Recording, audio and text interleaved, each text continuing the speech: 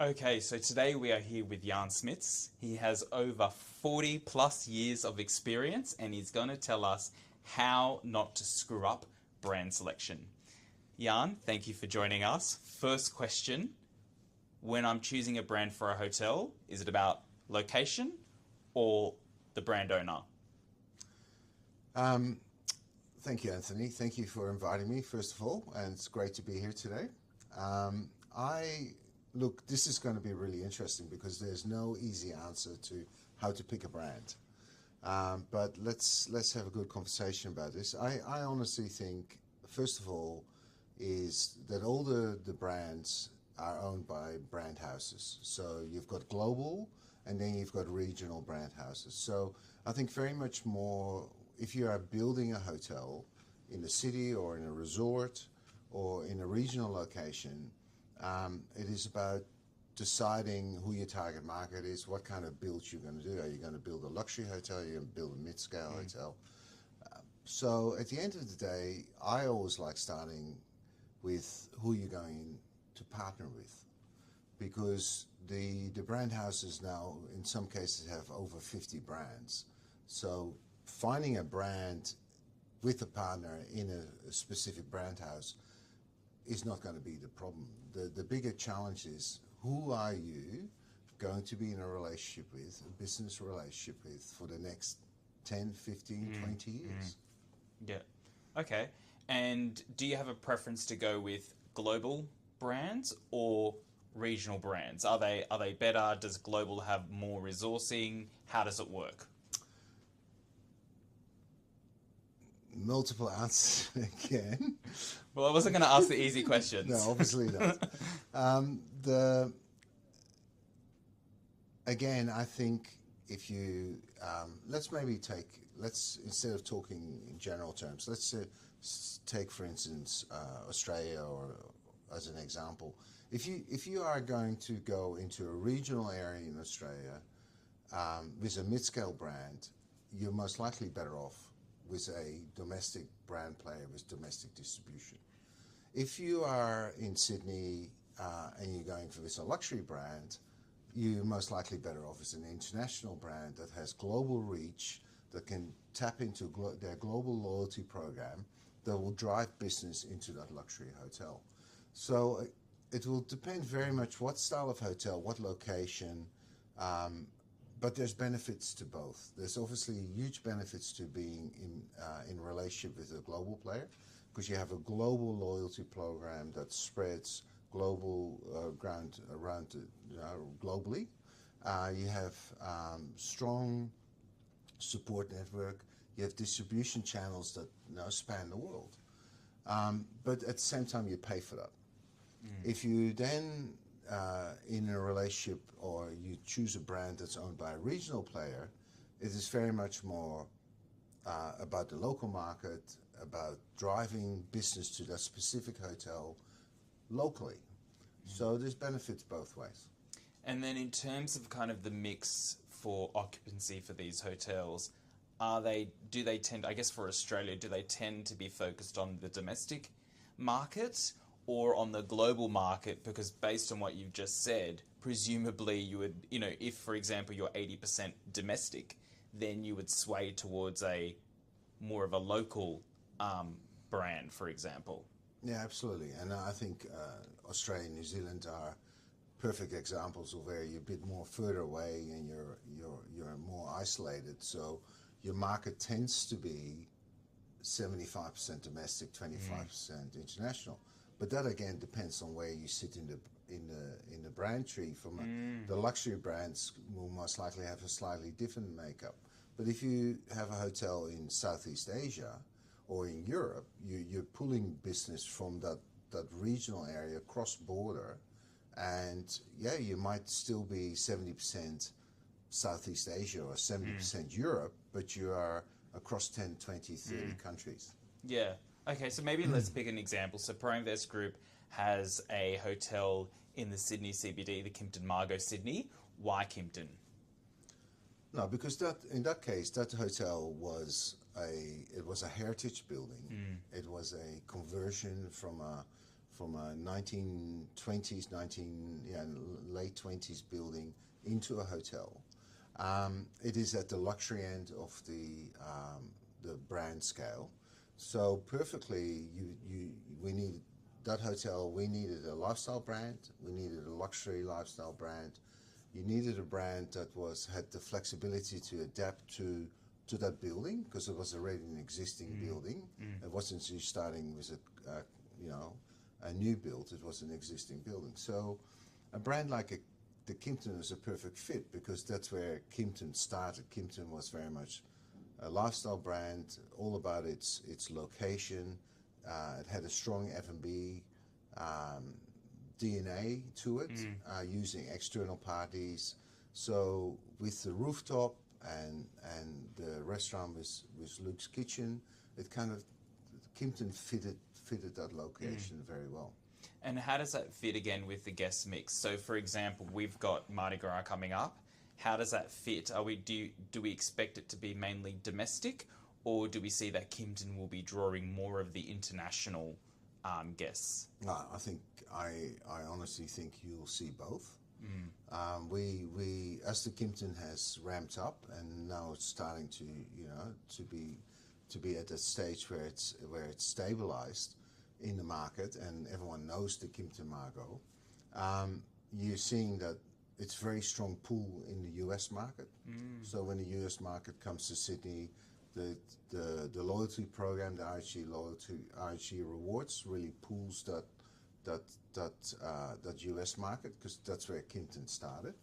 So I think with the Mardi Gras, I think the hotel will definitely pull across both segments. Oh, interesting. We've got a couple of hotels in Canberra, and we operate them under a Seabull. Why the Seabull? Well, why did we choose the Seabull for the Canberra market? For the Seabull Civic, it was just a style of hotel, and the location that fitted the Seabull really well. It had a low F&B component. It had big rooms in that location. The Seabull and the Accor machine really worked well. And with the Seabull and Seabull Campbell, again, has no F&B. It is basically a small hotel with multiple rooms, and it's that apartment style sort of bit of kitchen in the room. So again, it fitted that brand really well. So when you go to a building, do you have this natural instinct and say, this feels like a Seabull or this feels like a Voco? Is there a level of instincts that plays into brand selection, or at least a little bit of emotional pull that plays into brand selection? I think there's a bit of instinct, but I think there's also science. I think it starts as a science, and then maybe the instinct comes in later. But the science is, you look at the location, you look at the asset, the hotel in this case, you look at what sort of customer is coming to that location. Is it a younger customer, an older customer? Is it a mixture? Is it a business customer? Is it a leisure customer? So you try and build, you do all the data, your competition set that sits around there. You start building a picture of what that location, what drives that location. And once you have that, and you've decided who you want to be in a relationship with, then you start looking at the brands, and you also start looking at how many of the other brands, how many other of their brands are in that city and that location. Because at the end of the day, each of the global companies have this pipeline, and all these bookings come through this pipeline. And if you have to spread it across 10, or you spread it across 2, you take spreading it across 2. Okay, so saturation is a real thing. Absolutely. Yeah. For me it is, yes. Yeah. And then let's flip over to regional, and I don't know if we want to pick on, for example, Pro-Invest Group has the Holiday Inn Express in Newcastle. Well, firstly, why do you think the Holiday Inn Express brand is suited for that Newcastle asset? Oh, this particular asset in that location has done extremely well. It was Newcastle's gone through an enormous growth curve, and there's a lot of extra hotels that have been built in the last 2 years. But the Express was one of the early new assets coming into that market. It was a select service asset, and in that location, it really got traction both in the leisure market and in the regional corporate market. So it had the perfect mix for that location. So it's done extremely well, and I think it's the perfect long term. I think it is absolutely the perfect brand for Newcastle and for that location. It's part of the Express network that we have, which obviously helps it. Early days in Newcastle, you could most likely build a full service brand in that location. But as more hotels open, I think Express brand becomes even stronger and will establish itself even better. Interesting. Let's flip to Melbourne. So Melbourne's very interesting, huge supply. There's a lot of hotels there. If, for example, Pro-Invest announced tomorrow that we're going to do another hotel in Melbourne, what brand would you choose?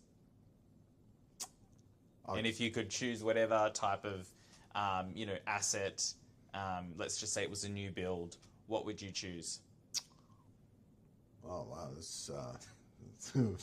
There's so many brands to pick from. But, I mean, I always felt that Kimpton would be great in Melbourne.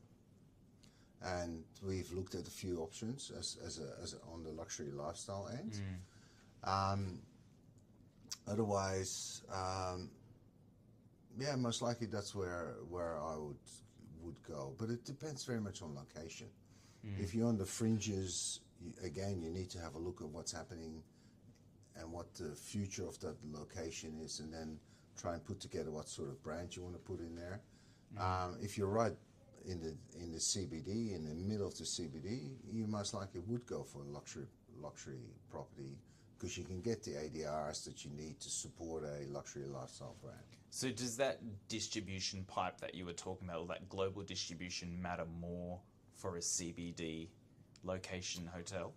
Well, I think the global brand owners will most likely disagree with me on this point, but I think the global distribution system works better in CBD locations. I'm not saying it doesn't work. I mean, Newcastle is a great example where it does work in a regional, a big regional city, but it's stronger. People flying internationally fly to Sydney, or they come to the major cities for a reason. But then again, Newcastle works, Cairns will work. Darwin has shown to be working for international brands. So it's not a simple science. And what about airport hotels? Do they lend more towards kind of that limited service type hotel brand, or people are not going to an airport hotel for their honeymoon, for example? How does that brand selection? Am I talking out of turn? Am I? No, it's really interesting, because airport hotels are fascinating. I think, because I can give you some examples. There's a Crown Plaza at the airport in Singapore, and people go and stay at the airport hotel for their weekend. Singaporeans, right? As a staycation, right? No. Wow. So that gives you an example, right? And in Johannesburg, there's an Intercontinental right at the airport, and it does incredibly well. So airports are fascinating, because it depends on the distance to the city. It depends on a lot. And then you look at Sydney. The airport precinct at one stage after COVID was doing better than the CBD was, from an occupancy ADR point of view. So So it's a whole own demographic. But hotels connected to the airport, often people there for a couple of hours or one night. So select service works. And brands like Yotel and things, those sort of brands work really well. But often around airports, whole business districts have been built, or commercial centers have been built. So it becomes more than just it's a hotel near an airport, but it drives a whole different purpose. And what about, resort type hotels in Australia? Obviously, we know that they're quite big in Asia and overseas, but if you were to pick a resort location in Australia, would you go with a more of a boutique type of brand, or would you lend towards a global or local brand? Where would you head? Where would your initial instinct? Obviously, you have to look at the model and the science, but where would your initial, reaction be?